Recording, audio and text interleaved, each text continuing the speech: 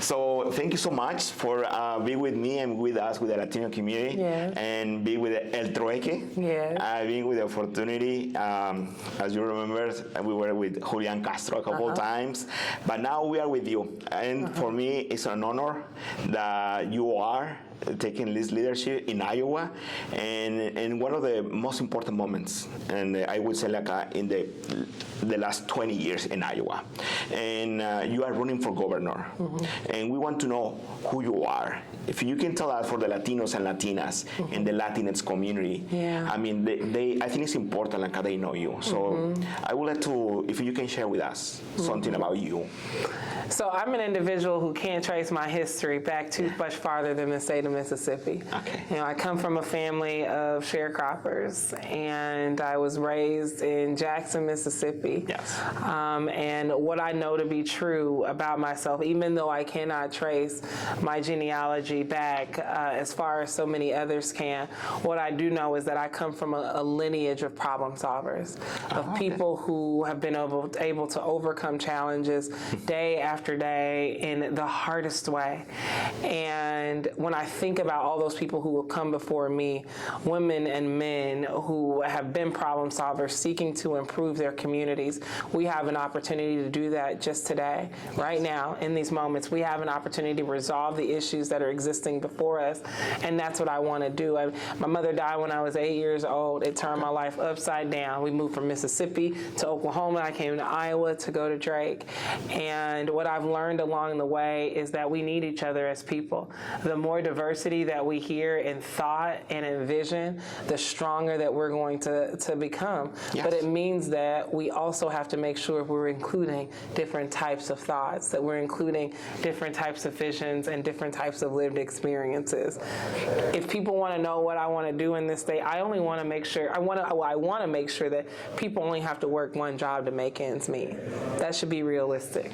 I want folks throughout our community to be able to work one job to make ends meet, to put a roof over their head and provide for their families. That's what we got to work toward. Thank you for mentioning this issue, which is kind of like very important, and that allows me to go to some of the questions about the issues. In your perspective, what is the most important right now? The most important is education. Education. That's the cornerstone of who we are. We have to make sure that our young people are educated. We have to make sure that our adults have access to education to increase their skills. And if we don't improve the education system, we're honestly not going to see our state strengthen in the future, because we've been good at education before. A lot of people don't know that about our state. We were once #1 in education, leading in this nation, and we're falling short on that right now. We owe it to our young people, and we owe it to our adults to make sure that we're funding our education system.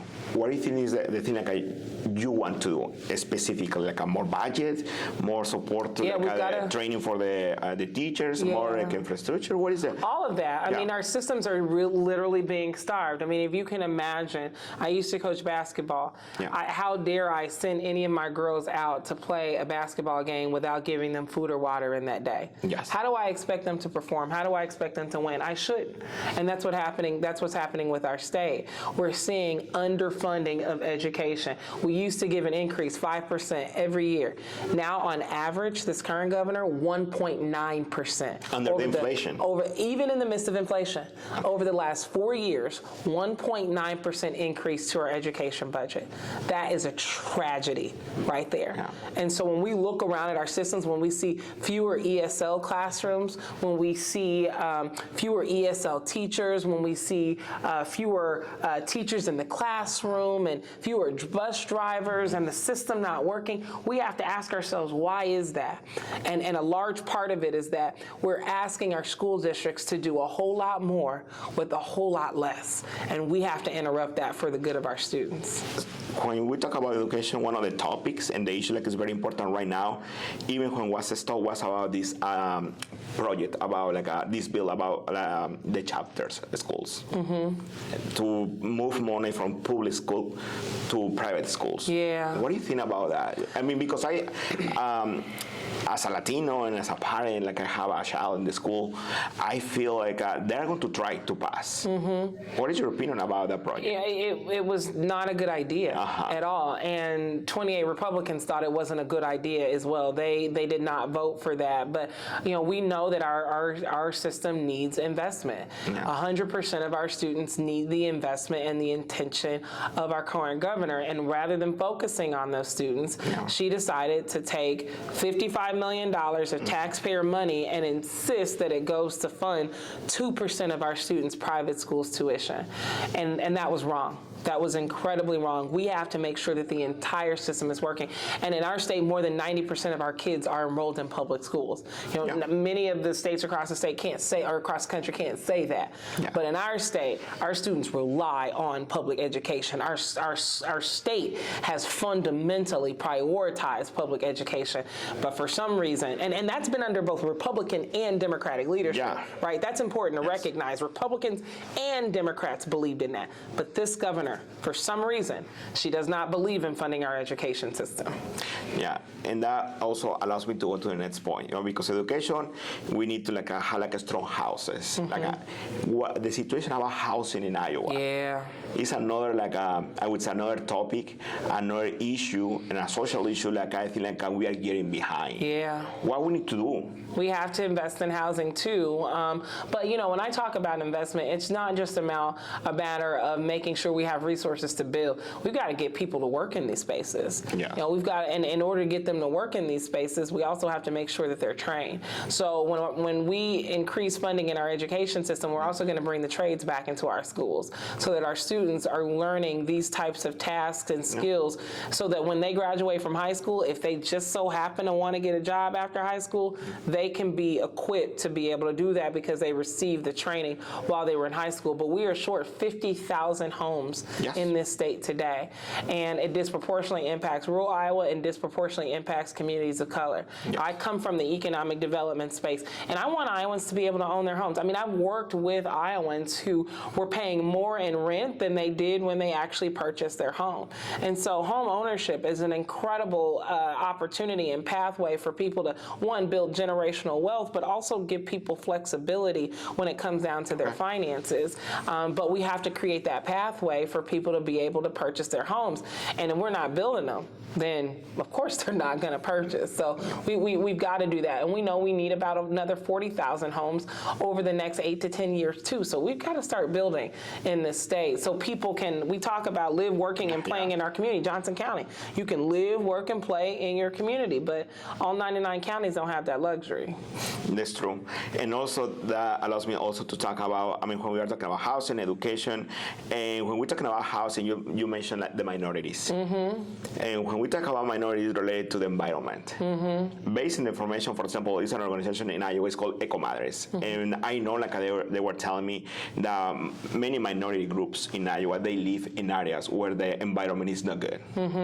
And the water, the air is not good, and I think we need to do something. You know, I know we need to support businesses, but how you propose to work with the businesses, but also protect the health of the people? That's a really good question. So I think we've kind of subscribed to this idea that, especially with this current governor's leadership, she kind of gives her responsibility to business owners. I met with a business about 3 weeks ago. They had their own pharmacy in this business for their employees. They had nurse practitioners in the business for the employees. Why? Because nowhere else in this community close could they get access to these services. And so they also have a child care facility as well. So I asked, are y'all going to build a hospital next? We can't keep passing on the duties of the government to private industry. She has to be able to do her job. And as it relates to the environment, that's another opportunity for us to prevail because we're getting the resources in this state. In our rural communities, folks want to drink clean water. In our urban communities, folks want to drink clean. Everybody wants to drink clean water in the state. Everybody wants to be able, if they have animals, to be able to give their animals clean water, whether they're personal pets or their livestock in the field. We need clean water, but we don't have a table right now that the governor is convening to make sure we're being very, very strategic about how we're using our money to clean our water. That's the unfortunate part about it, because we're getting resources from the Biden administration. There's resources that exist in the state that we can use in order to clean our water and make sure that we're leaving our environment better than the way we found it. It's not just cleaning water, though, that's going to improve our environment. So when we talk about, improving our environment, it's not just water quality that's going to improve our environment.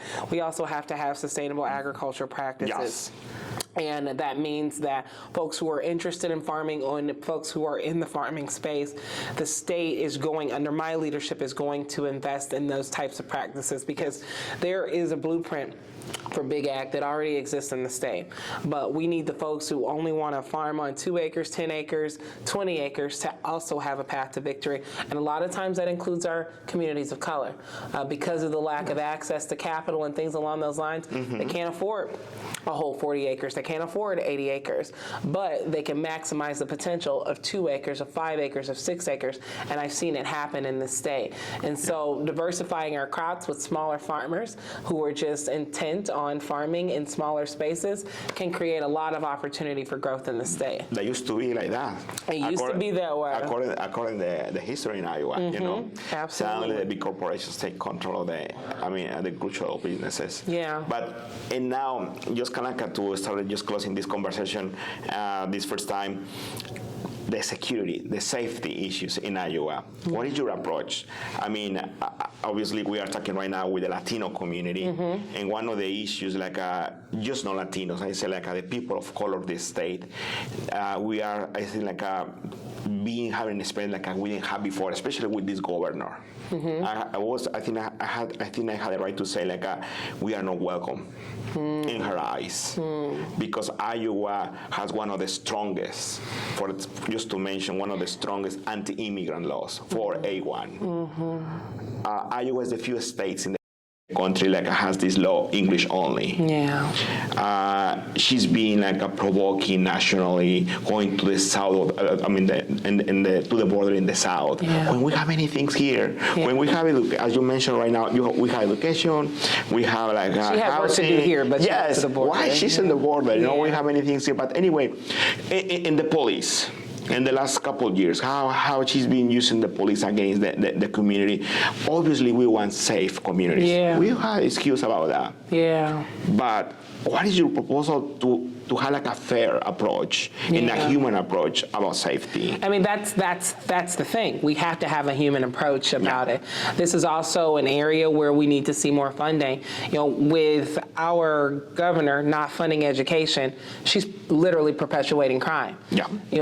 When we don't have our students getting access to early childhood education and ESL at an early level, if they're not reading at grade level by 3rd grade, people are deciding how many prison beds they're going to create based off of 3rd grade reading scores in our state. She's perpetuating a crisis when she's not funding mental health. Mental health has impacted all of our communities, black and brown, white, whatever.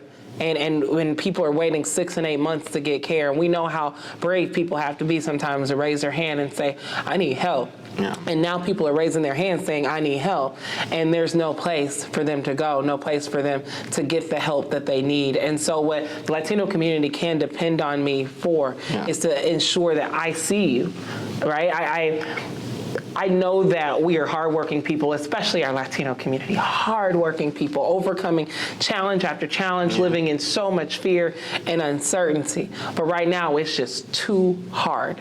And it doesn't have to be this hard, right? I come from a group of people who have always been welcoming, who have always laid a welcome mat open for whomever wanted to be a part of what we were doing. And so I don't do this on my own. I do this alongside our Latino brothers and sisters, because it's important that I lead with people, not just for people. I lead with people. I need all of our communities to be a part of this journey if we're going to help overcome some of these challenges as it relates to workers' rights and things along those lines. You talk about the English language law, the English only language law, that has a negative impact on how we do voter education and voter outreach from a state level. Yeah, right? Yes, yeah. Totally. And so we've got to make sure that we're creating space. We're not just saying we're welcoming, we're showing that we're welcoming in the policies that we're creating. Yeah, totally agree with you. I mean, from the community standpoint, because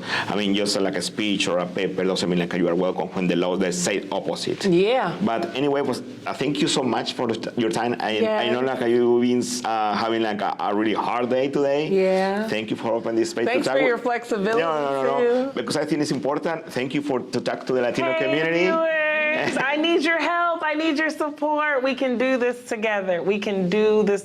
I was at the Latino Heritage Festival in Des Moines just this past weekend, and some youngsters walked up to me. They were like 17, 18 years old. They were like, how do you like the Latino Heritage Festival? What are you? I'm like, y'all, this is not my first rodeo at the Latino Heritage Festival. Like, and that's one of the things that I love about our state.